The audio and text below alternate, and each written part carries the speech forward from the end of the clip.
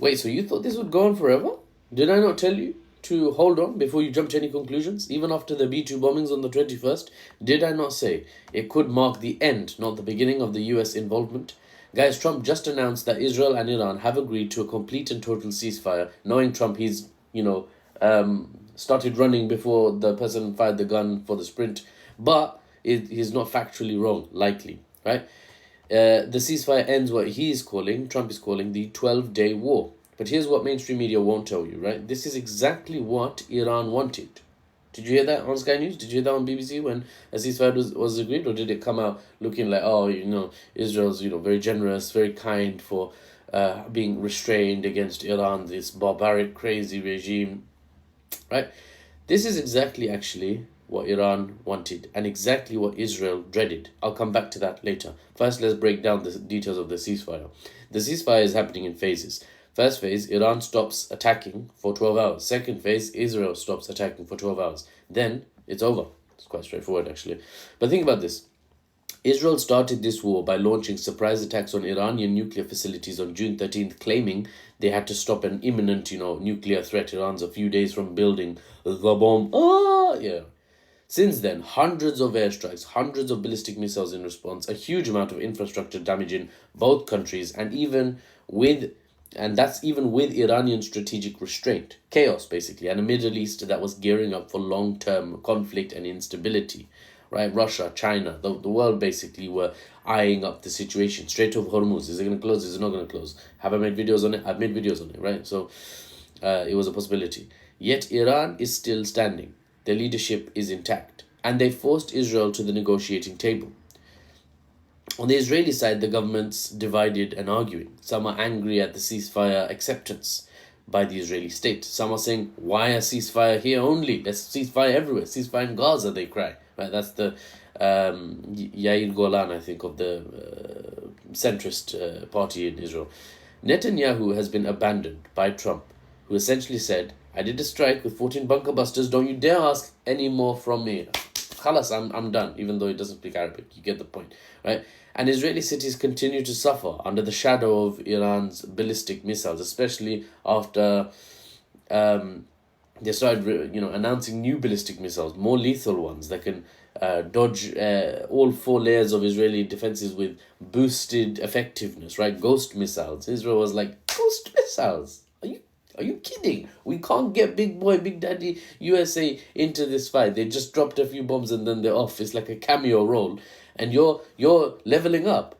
I thought we had, where's our Air Force commander? I thought we had taken out all their launches. What happened? Air Force commander goes, I don't know. They had secret launches somewhere else hidden in the mountains. What mountains? Zagros and Alborz mountains. Why didn't I know about this before? Well, you should have watched Mahfouz's TikToks for the unbiased news and analysis without the Western spin. That was weird. I was doing this a lot without actually cutting it. Anyway, this is what's called, in terms of diplomacy, a white peace. Nobody surrenders, but the side that didn't want the war and survives essentially wins. They come out with their war goals achieved. Iran's war goal primarily was survive, because we didn't want this conflict, right?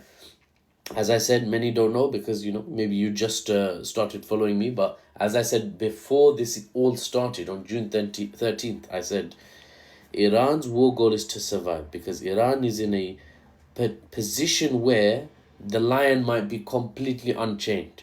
50 years of sanctions and isolation from the Western-led economic world, from the Western-led economy. Right? American sanctions for almost 50 years has put an unbelievable amount of pressure on Iran.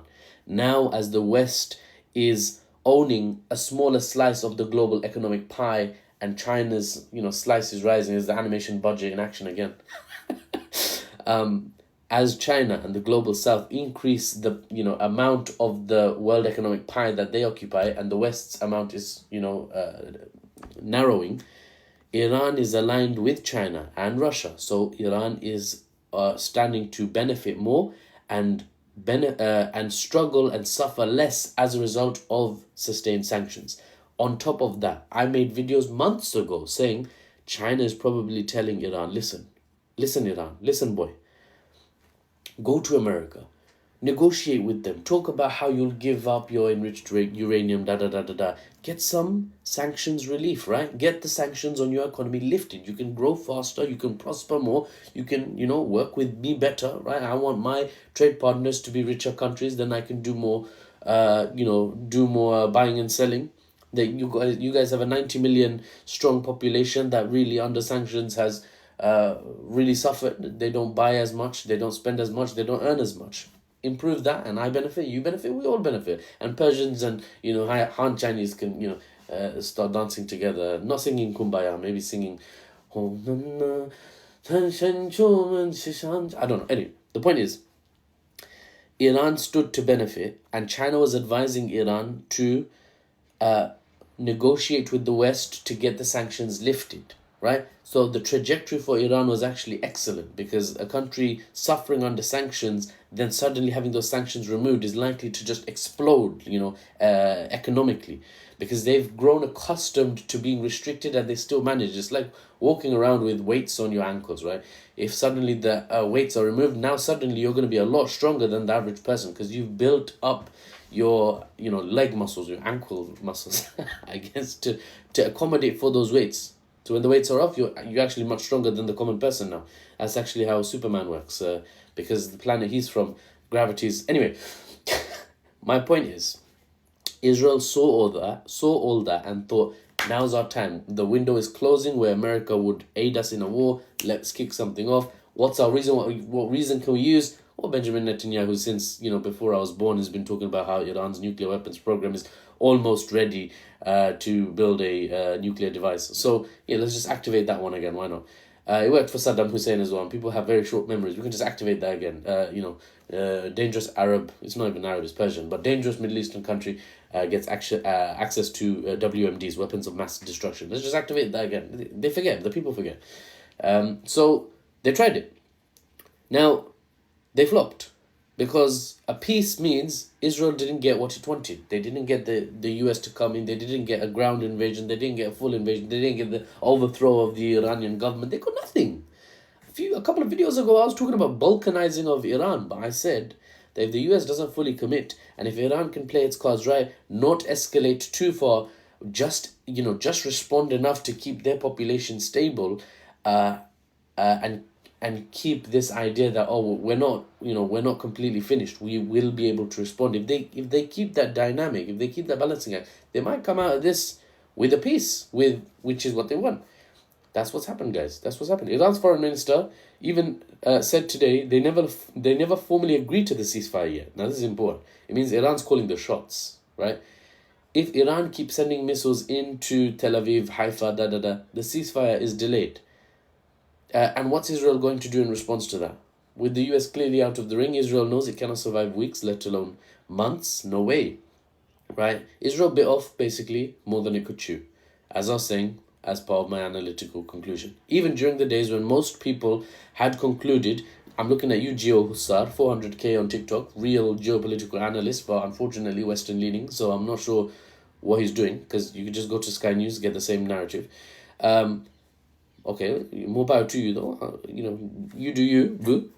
But even during the days when people like Geo Hussar and Western leading sources concluded that Iran was cooked and had lost this war, I was saying that no, hold on, it's not that straightforward.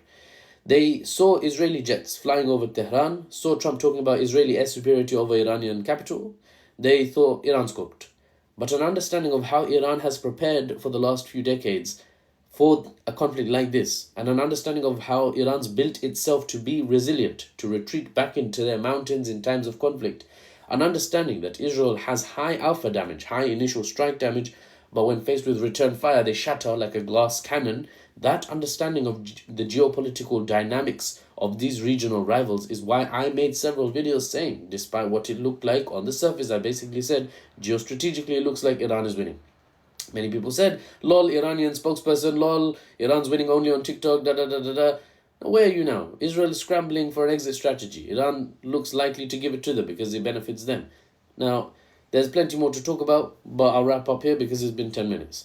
For the unbiased news and analysis without the Western spin, I'm Mahfouz, and I'll see you on the next one.